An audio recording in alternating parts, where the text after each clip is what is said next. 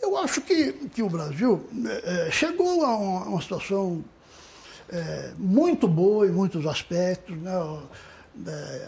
A economia tem um volume hoje que dá ao Brasil um cacife grande do ponto de vista internacional, mas nós continuamos sem conseguir focalizar aspectos comezinhos realmente, né? Sem conseguir focalizar aspectos triviais da situação.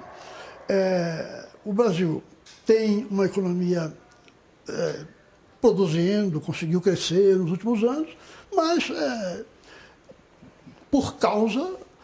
porque se atrelou à China como um exportador de matéria-prima.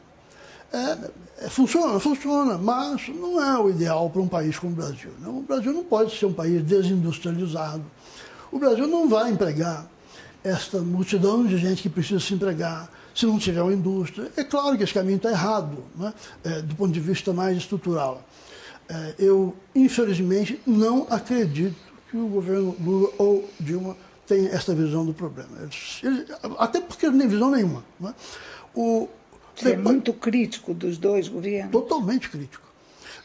Eu acho que o nível de formulação de política pública, tanto na economia, é desastroso, e a visão política eu chego lá.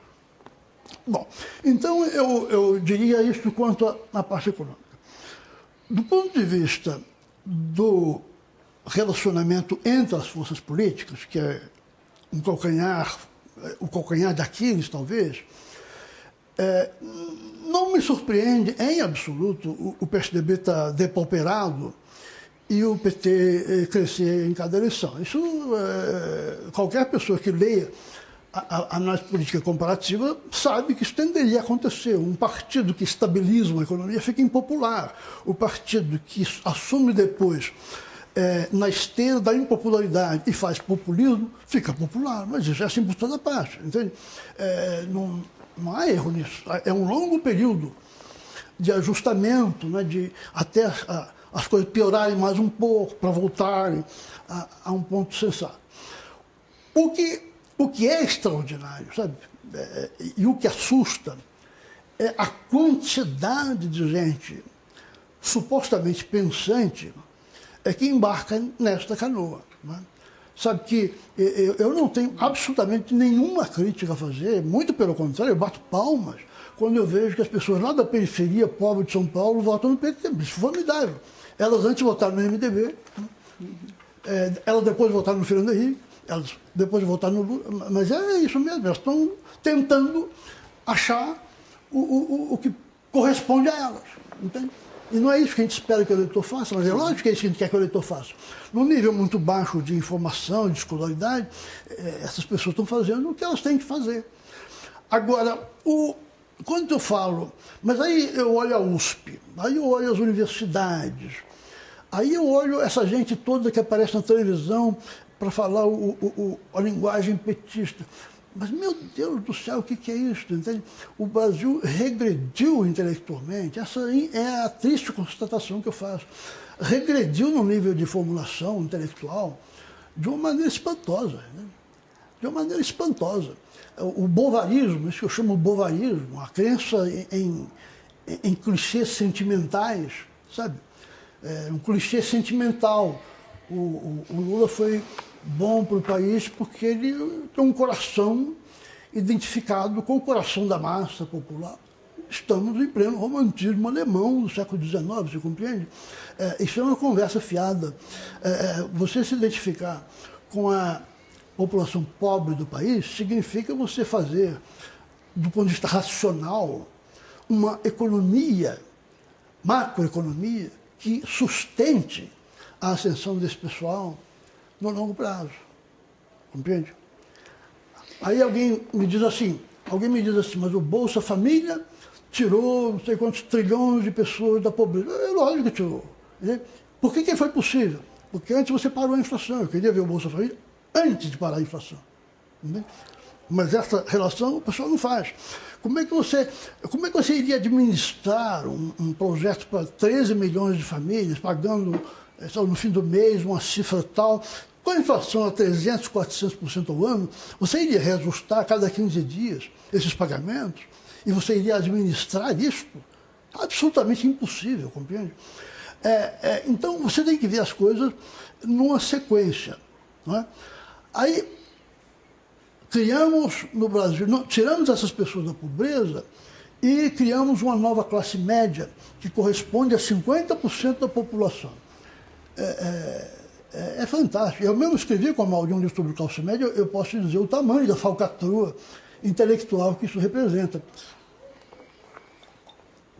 É absolutamente certo que 50% da população estão num intervalo estatístico entre R$300 de renda familiar por mês e 4.500. Aqui dentro tem 50% da população, isso é verdade. Agora, você fez uma classe média no Brasil, isso é uma piada. Você criou de maneira sustentável um processo de ascensão destes 50%, de ascensão de nível de vida, mas isso é uma piada. Veja bem, a crise bancária dos Estados Unidos reflita sobre a classe média dos Estados Unidos. A crise norte-americana afetou de maneira drástica os ativos, quer dizer, o patrimônio de todo mundo, né? Do mais alto banqueiro a classe média americana sempre teve alguns ativos importantíssimos e estáveis. A casa, por exemplo. Ela sempre uma boa casa, entende? Que ela podia ir ao banco e quando precisasse, ela dava casa em hipoteca. Todo filme americano no século XIX fala em hipoteca, não fala? O sujeito hipotecava o rancho, o sujeito hipotecava a casa, pagava a hipoteca, aquela coisa toda. Bom, de 2008 para cá, a casa típica, sabe, a casa clássica da classe média americana perdeu, em termos reais, 50% do valor. Entende? É dessa ordem o buraco lá. Agora, imagina aqui, se você tiver um impacto maior de uma crise econômica.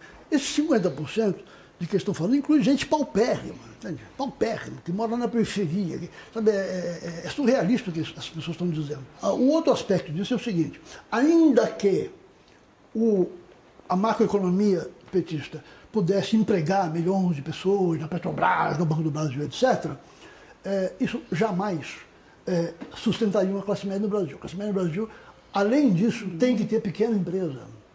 O que eles fazem pela pequena empresa? Zero. Eles têm preconceito contra. É a pequena burguesia dos marxistas, entende? Jamais vão pensar nesses termos, de criar uma classe média robusta baseada em pequenos empreendimentos. Então não se faz nada a este respeito. E querem que eu acredite nisso. É impossível.